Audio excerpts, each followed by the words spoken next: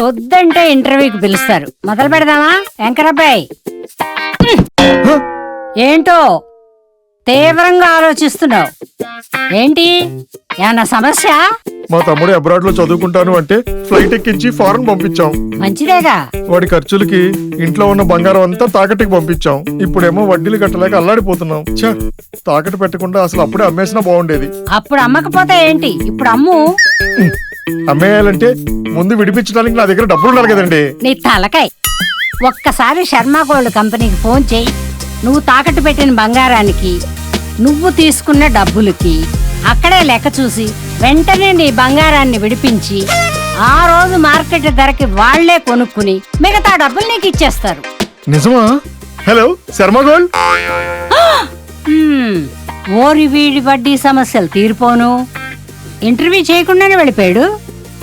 ఇంకెవరైనా యాంకర్ని పంపించండి అయ్యా. తాకట్లో ఉన్న మీ బంగారాన్ని విడిపించుకోవడానికి ఈ క్రింది నెంబర్స్ కి కాల్ చేయండి.